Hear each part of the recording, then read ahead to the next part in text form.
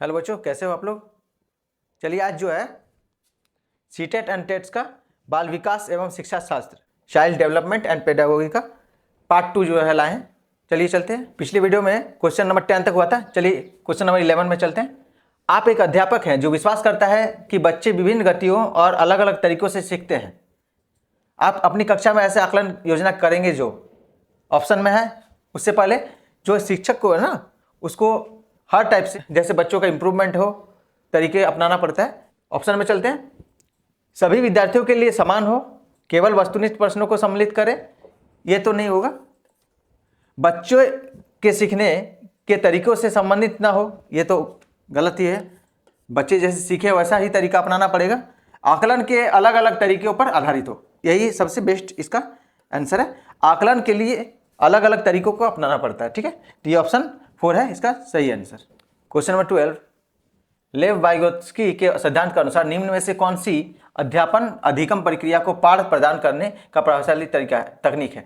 मतलब जिससे मतलब ऐसा तरीका जिससे बच्चे और आगे प्रेरित होकर पढ़े। ठीक है, तो ऑप्शन क्या है। समस्या के समाधान हेतु स्थिर पद दर पद निर्देश देना, ये ऑप्शन 1 हुआ। 2 है गलत जवाब पर बच्चों को दंडित करना, ये तो रॉन्ग हो गया, ये होगा ही नहीं ऑप्शन में, ये गलत हो जाएगा। समस्या को सुलझाने के दौरान यदि बच्चे किसी बिंदु पर अटक जाए तो उस समय संकेत और इशारे देना, उस समय संकेत और इशारे देना। ठीक है, और चौथा है प्रक्रिया में अध्यापक का पूर्ण हस्तक्षेप, ये तो रॉन्ग है, आपको लगे रहना पड़ेगा बच्चों के पीछे, हस्तक्षेप नहीं होगा।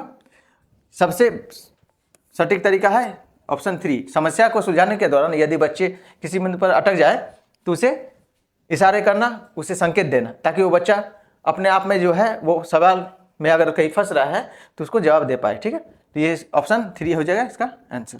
क्वेश्चन नंबर 13, निम्नलिखित कथनों में से बुद्धिमत्ता के बारे में कौन सा कथन सही है। करेक्ट कौन सा है, ऑप्शन पढ़ते हैं।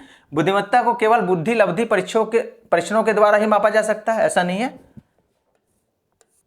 बुद्धिमत्ता संबंधी व्यक्तिगत विभिन्नताओं में आनुवांशिकता की कोई भूमिका नहीं, ये भी रॉन्ग है। आनुवांशिकता का भूमिका होता है। ठीक है, आनुवांशिकता का भूमिका होता है, ये भी रॉन्ग हो जाएगा। ठीक है, थर्ड ऑप्शन है एक क्षेत्र में उच्च बुद्धिमत्ता अन्य क्षेत्र में भी उच्च बुद्धिमत्ता सुनिश्चित करती है, ये भी रॉन्ग है। जैसे आप सपोज कर लीजिए कि कोई एक अच्छा पेंटर है, उसका उधर में क्वालिटी अच्छा है, लेकिन हो सकता है वो पढ़ने में कमजोर हो।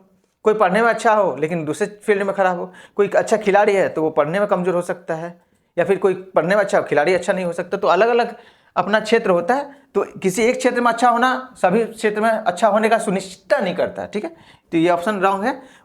ऑप्शन 4, बुद्धिमत्ता विद्यालय में बेहतर प्रदर्शन करने की योग्यता से अधिक है, ये ज़्यादा बेटर है।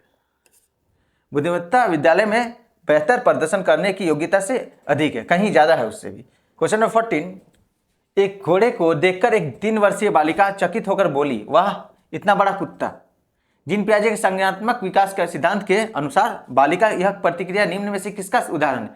देखिए इसमें जो है बालिका को पहले हो सकता है वो कुत्ता देखी है, उसे लगा कि कुत्ता जो है, ये घोड़ा को देख के लगा कि ये कुत्ता ही है, मतलब उसको पहले से जो ज्ञान है उसी में अपने आप को समावेश कर ले रही है।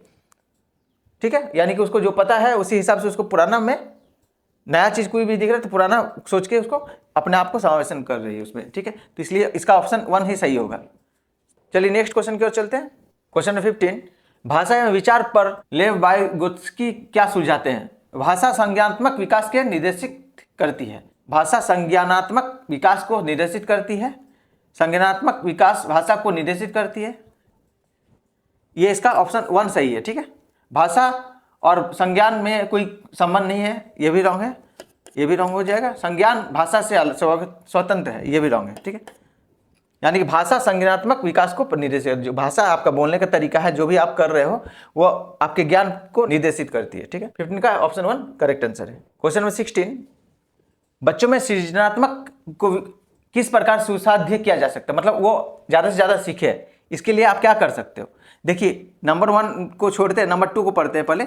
अध्यापक केंद्रित शिक्षा शास्त्र द्वारा, ये कभी भी नहीं होना चाहिए। अध्यापक केंद्रित शिक्षा शास्त्र रॉन्ग है, वो पूरी तरीके से आप नहीं कर सकते हो। ठीक है, लगातार अभ्यास और दोहराकर ये भी हो सकता है, और केवल अनुकरण के द्वारा ये भी नहीं होगा। ठीक है, और अन्वेषण को प्रोत्साहित करके, तो अन्वेषण को प्रोत्साहित करके यही सबसे सटीक आंसर है।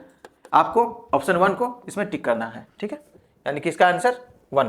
क्वेश्चन नंबर 17, गुणज वैकल्य सीधे तौर पर निम्न में से किससे संबंधित है?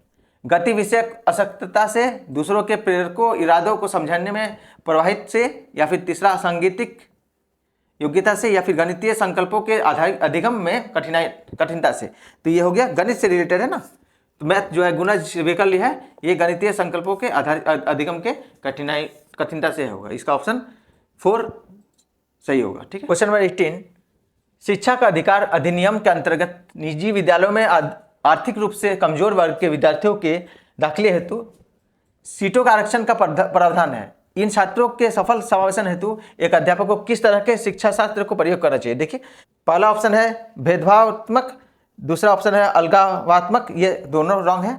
आप भेदभाव नहीं कर सकते, अलग अलग भी उसको नहीं रख सकते हो। साम्यात्मक पर आधारित, साम्यता मतलब मिलजुल के, और समानता पर आधारित, तो सबसे सटीक है साम्यता पर आधारित। अगर कोई बच्चा शिक्षा का अधिकार सबको है, वो अगर कमजोर रूप से अगर है तो उसको आरक्षण मिलना चाहिए। ये साम्यता पर आधारित डिसीजन है, आप बोल सकते हो। ठीक है, तो ये हो गया आपका ऑप्शन 3 18 का सही आंसर। नेक्स्ट क्वेश्चन की ओर चलते हैं। नंबर 19, एक समावेशी कक्षा में सूचना को किस तरह से प्रस्तुत करना चाहिए? शाब्दिक रूप से, दृश्यिक रूप से, मौखिक रूप से, या बहुल रूप से? आप हर टाइप से आपको सूचना को प्रदर्शित करना चाहिए। हो गया इसका आंसर बहुल रूप से। ठीक है, नेक्स्ट क्वेश्चन की ओर चलते हैं। आज का अंतिम क्वेश्चन है, शिक्षा की समकालीन नीतियों के अनुसार दिव्यांग बच्चों की शिक्षा के कौन सा मॉडल सुझाया गया है? तो व्यावसायिक शिक्षा, समावेशी शिक्षा, अलगावी शिक्षा। ये सब तो रॉन्ग है। अलगावी शिक्षा तो होना ही नहीं चाहिए। सम्मिलित एकीकृत शिक्षा, ये भी नहीं। समावेशी, उसको सभी के साथ मिल के पढ़ना है, शिक्षा ग्रहण करना है, ऐसा समावेश होना चाहिए, समावेशी शिक्षा होना चाहिए। और व्यावसायिक शिक्षा तो अलग है, लेकिन अभी फिलहाल का इसका सबसे सटीक आंसर हो गया ऑप्शन 2। इसी के साथ जो है आज का क्लास समाप्त होता है। बहुत ही जल्द आपको मैथ रिलेटेड क्वेश्चंस मिलेगा इस चैनल में। अगर आप चैनल में नए हैं तो सब्सक्राइब करें, दोस्तों मित्रों को जोड़ें। और हाँ, इस चैनल में आपको क्लास 8, 9, 10 मैथ का वीडियोज उपलब्ध है, आप जाके प्लेलिस्ट में जाके चेक कर सकते हैं। तो ऐसे वीडियोज़ के लिए बने रहें, चैनल को लाइक करें, कमेंट करें, शेयर करें और सब्सक्राइब करना ना भूलें। Thank you.